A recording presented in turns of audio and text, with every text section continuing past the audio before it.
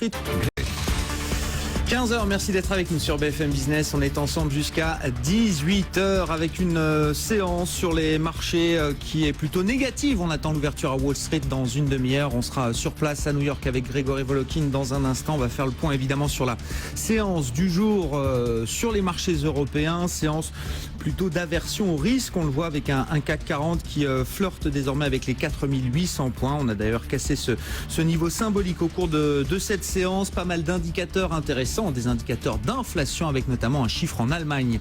Première estimation d'inflation pour le mois de janvier qui flirte désormais avec les 2%. Oui, l'inflation allemande semble converger vers l'objectif de la Banque Centrale Européenne. C'est évidemment un point de discussion majeur pour les banquiers centraux en Europe. On pourrait y revenir.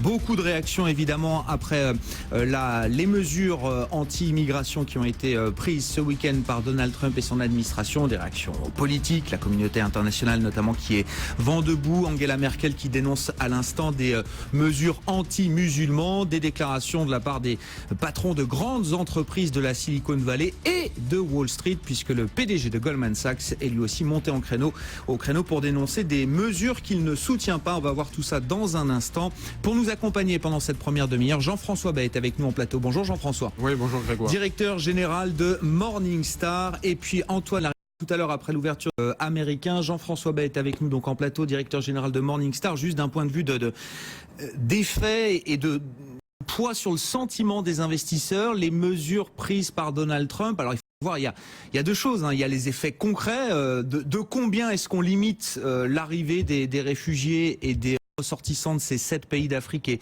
et du Moyen-Orient? Qu'est-ce que ça coûte à l'économie américaine? Et puis j'allais dire, il y a l'effet signal, l'effet que ça envoie aussi aux investisseurs du monde entier, qui a l'air d'être assez mal vécu. Là. Oui, il y a quelques semaines ensemble, on avait dit faisons attention. On se méfie beaucoup des actions américaines, on se méfie beaucoup des taux d'intérêt et on pense qu'on aura un retour de volatilité. On est un peu dans cette période-là. Pourquoi?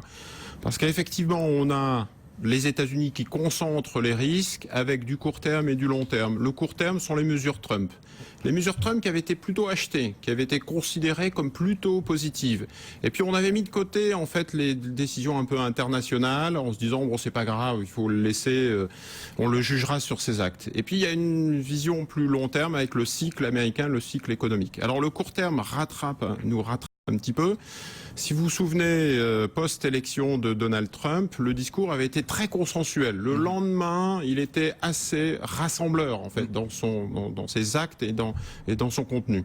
On a aujourd'hui, la semaine dernière, vu la partie un peu hard, le côté dur, en fait, de Trump, qui justement sort des mesures internationales qui, malheureusement, alors même qu'on n'a pas encore vu les programmes économiques, impactent déjà les entreprises. Clairement, fermer des marchés, c'est un message, même temporairement, c'est un message très négatif pour les États-Unis, qui sont orientés, qui sont ouverts vers le monde et qui se battent, j'allais dire, pour trouver des marchés. On pense tout de suite à l'Iran, par exemple, en disant voilà, ils viennent de signer un accord, on va pouvoir trouver des accords au niveau microéconomique. D'ailleurs, c'est pas pour rien que des grands patrons comme le CEO de General Electric tout de suite montent au créneau.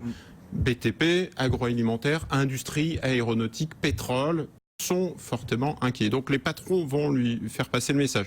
Ce ne sont pas que des patrons de tech, puisqu'on a aussi beaucoup parlé dans la presse de Microsoft d'origine indienne, de Facebook, de Tesla, qui sont aussi j'allais dire, d'origine étrangère ou des fils d'immigrés ou des immigrés eux-mêmes. Donc il y a ce premier volet, fermeture des frontières, arrêt du business avec ces pays. Il y a donc aussi la partie immigration. Je rappelle qu'il y a à peu près 50% des sociétés licornes sur la côte ouest qui ont été créées en fait par des immigrés. Et donc tout de suite, le problème des visas est très sensible pour eux. C'est le succès, ce qui a fait le succès des États-Unis sur la côte ouest et dans les startups et la Silicon Valley. Donc c'est pour ça que ça réagit fortement du côté tech. C'est aussi les autres grands pays, c'est-à-dire le Canada, le Mexique, l'Europe, la Chine, qui, on commence par 7 pays, mais cette divergence, un peu cette négociation bilatérale risque de poser problème aussi avec notre partenaire potentiel. Et ces mesures, malheureusement, arrive à un moment où, d'un point de vue de moyen-long terme, le cycle économique était en train de changer. On avait donc, j'allais dire, ces mesures négatives viennent rajouter la pression sur les marchés financiers. Pourquoi ? Parce que on a eu la croissance américaine au 4e trimestre la semaine dernière, plus 1,9%, grosse déception, parce qu'on était plutôt à 2,1%, ce qui fait qu'on sort une année 2016 à plus 1,6% aux États-Unis, forte déception, donc ça nous donne des perspectives 2017 plutôt négatives, donc source de déception. Une pression sur les entreprises, sur les marges des entreprises, puisque si on vous dit qu'il y a hausse des salaires, que ça va être difficile d'embaucher dans une économie plutôt en plein emploi où c'est un peu dur, avec une pression sur la hausse des taux, donc des coûts de financement plus élevés, $1 qui est aussi plus élevé, je rappelle qu'il a monté pratiquement de 25% contre l'euro sur les 3 dernières années, donc tout ça, ça vous donne des pressions sur les marges, plus cette semaine, la Fed, et le fait que les valorisations sont quand même assez élevées. On est à x18 sur les bénéfices 2017. Donc il y a une conjonction d'éléments court terme et long terme qui font que les marchés sont en train un peu de déchanter. Le risque aujourd'hui, c'est que la lune de miel soit terminée peut-être ce week-end entre Donald Trump et les marchés, Jean-François ? Oui, c'est ça. Je pense qu'ils sont en train de déchanter. Ils sont en train de se rendre compte que les effets un peu positifs, il y avait eu sur les flux de collecte chez Morningstar un engouement très fort de plusieurs milliards, alors même que sur les 3 dernières années, les actions américaines avaient été, sinon absentes, en tout cas pas mal diminuées des allocations d'actifs, parce que ça fait 3 ans qu'on dit le bull market, on est un petit peu à la fin du cycle. Et puis, patatras, renversement total à partir du mois de novembre, recollecte très forte avec un engouement très fort, ce Trump rally sur les 2 derniers mois de 2016. Et là, cette est en train de... Oui, c'est ça. Depuis la semaine dernière, on est en négatif. On estime que c'est de l'ordre, sur l'Europe, de moins 3 milliards de décollecte sur les actions américaines, de l'ordre de moins 6 milliards au niveau global si on inclut les États-Unis. Donc ça serait la première fois depuis le Trump rally qu'on aurait une sortie nette des actions américaines. Très intéressant. Donc au minimum, on marque une pause, on va dire, dans ce rallye Trump. On verra si le sentiment se renverse complètement. Mais en tout cas, il y a quand même une petite entaille, on va dire, dans la lune de miel et le contrat gagnant-gagnant qui était passé entre Donald Trump et les marchés. Autre chiffre dans l'actualité, vous l'avez dit. Alors, on aura la Réserve fédérale américaine cette semaine. Il y a d'autres banques centrales qui vont s'exprimer de manière tout aussi importante. La Banque centrale d'Angleterre, on aura la Banque du Japon également demain, la Banque d'Australie. Donc, des décisions de politique monétaire et puis également des chiffres d'inflation. On en a eu un d'ailleurs en début d'après-midi qui va marquer les esprits, qui marque d'ores et déjà les esprits. Il y a un pays en Europe, enfin un pays majeur en Europe, l'Allemagne en l'occurrence, dire comme ça au mandat de la Banque centrale, suite en tout cas de progressive du stimulus monétaire en zone euro. Jean-François Bay, une inflation en Allemagne qui ressort pour la première fois depuis mi-2013, donc près de 4 ans maintenant, à 1,9%. Le marché l'attendait même à 2%, donc on est un petit peu en deçà d'ailleurs de ce qu'attendaient les économistes de marché. Néanmoins, d'avoir une inflation allemande à près de 2%, c'est une bonne nouvelle pour les investisseurs, ou est-ce qu'on atteint des niveaux où on va commencer à se poser des questions justement sur la politique de la Banque centrale européenne, avec des conséquences qui pourraient être négatives d'ailleurs pour les marchés? Ouais, là encore, je pense que les marchés aiment pas trop le chaud et froid. C'est vrai pour Trump, c'est vrai aussi pour les taux d'intérêt. C'est plutôt une bonne nouvelle à long terme. On dit tiens, une vraie normalisation, enfin un peu d'inflation, on l'a tellement attendu. Mais d'un autre côté, on voit que ça arrive à un moment un peu délicat, c'est-à-dire que l'inflation, notamment liée aux effets de base et au pétrole, plus la Chine, puisque la Chine sort un niveau de croissance qui est supérieur. On est à 6,8 en 2016 au lieu de 6,7.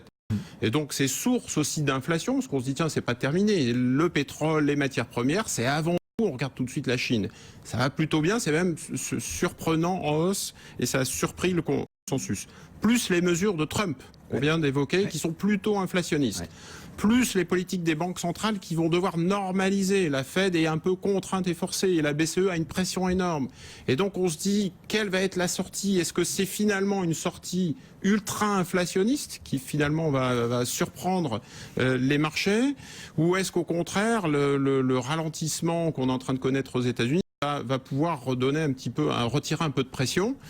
Et donc c'est pour ça que nous on est plutôt très prudent sur des taux d'intérêt, puisqu'il y a un effet un peu d'élastique. On a tellement tiré vers le bas les taux d'intérêt, notamment en Europe, qui étaient vraiment dans des niveaux négatifs. Les États-Unis, plus bas, on a été autour de 1,5, enfin je me souviens plus du 1,40 je crois, ou 1,40 ou 1,50. Donc c'est l'effet élastique qui est le plus redouté en ce moment sur les marchés, et donc des taux d'intérêt en hausse, de la volatilité sur les marchés, et avec cet imprévisible monsieur Trump qui vient, je dirais, impacter la microéconomie, les entreprises, que les entreprises, elles ont horreur de ce manque de visibilité. C'est du chaud-froid, c'est du on-off, je signe des décrets, je les retire, et donc ça perturbe vraiment les grands contrats de nos amis de General Electric, de Apple ou de Microsoft, et donc on voit bien que les marchés ont, je dirais, une capacité, en tout cas sur les États-Unis, à baisser, qui est assez forte.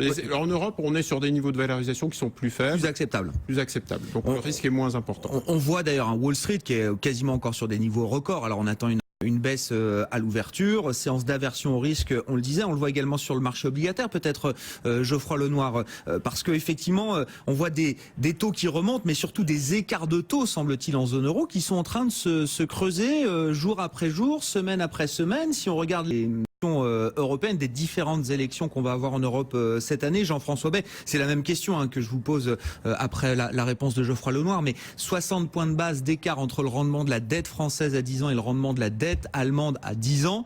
Comment est-ce qu'on peut traduire ça en langage simple? Qu'est-ce que ça représente là dans l'esprit des investisseurs? Alors il y a deux mouvements. Il y a d'une part le taux 10 ans français qui passe de 0,65 il y a quelques jours à 1,05 ce matin. Donc il y a déjà une quantification qui est très forte. Ça va très vite en fait à l'échelle des taux d'intérêt. Et deuxièmement, un écartement des spreads avec l'Allemagne qui pointe du doigt en fait une fragilité sur la France. Donc la signature française, parce que les problèmes de Fillon, parce que les élections à gauche avec une bipolarisation de la gauche, Hamon, Mélenchon, etc. Et donc tout ça entretient en fait un flou artistique vis-à-vis des investisseurs internationaux qui, je dirais, ont pas toujours en tête les subtilités de notre politique française et donc joue de plus en plus une élection de Le Pen ou une montée de l'extrême droite, et donc un peu le discours de Trump, c'est-à-dire un éclatement, une divergence, et divergence qui se répercute en fait sur les marchés de taux d'intérêt. Donc on voit bien qu'à court terme, Trump est venu un petit peu allumer la mèche, c'est-à-dire qu'on a par ricochet, on avait repoussé un petit peu les inquiétudes européennes au mois de mai, et finalement c'est Trump qui vient, je dirais, réallumer un petit peu l'inquiétude sur les marchés financiers. Je pense que sur l'Europe, comme le disait l'intervenant, on arrive à relativiser un peu le risque politique, et je pense que la séance est plutôt autour des États-Unis. C'est plutôt les États-Unis qu'il faut regarder. Cette inquiétude sur la croissance américaine de la semaine dernière, et cette inquiétude vis-à-vis du programme économique Trump. Donc ce que je veux dire, c'est que ce bruit un peu politique qui apporte de la volatilité, ça peut être soit vite calmé par Trump, puis justement comme il est imprévisible, il peut tout de suite se faire un grand sommet avec des CEO et des patrons, essayer de calmer le jeu. Soit au contraire, en fait, envenimer un petit peu la situation, parce que c'est quelqu'un d'assez émotif, un peu sanguin visiblement, et en continuant en fait une politique. J'en veux pour preuve, par exemple, le secteur de la santé. Le secteur de la santé la semaine dernière, il a été très massacré, très chahuté. Pourquoi? Parce que c'est les attaques des entreprises de santé traditionnelles, plus des biotech, avec un discours sur vous êtes partis dans des paradis fiscaux, vous avez quitté les États-Unis, il va falloir revenir. Et d'autre part, nous, État américain, avec l'Obamacare, on va vraiment, cette fois-ci, renégocier les prix des médicaments. Vous me connaissez en tant que négociateur, vous allez voir que les prix vont baisser. Et donc, tout de suite, les marchés corrigent, parce qu'on a ce chaud et froid sur le secteur de la santé, mais on pourrait prendre tous les secteurs comme ça, pétrole, tech, etc. Et donc, c'est forcément assez dévastateur pour les sociétés cotées en ce moment aux États-Unis. Est-ce qu'il va revenir à une politique un petit peu plus soft et pro-business, ou est-ce qu'au contraire, il va se mettre à dos les patrons, et là, on rentrera dans une séance nettement plus délicate. Est-ce que c'est la fin de la lune de miel entre les marchés et Donald Trump? On est à un moment de vérité important, semble-t-il. Oui, puis c'est un prétexte pour baisser, parce que les marchés, visiblement, on voit des flux de sortie, et donc c'est le prétexte, c'est la mèche qui est un peu allumée, c'est l'étincelle qui allume la mèche. Sur des niveaux records, il faut le rappeler aussi à Wall Street. Merci beaucoup, messieurs. Merci d'avoir été avec nous. Jean-François Bay, directeur général de Morningstar.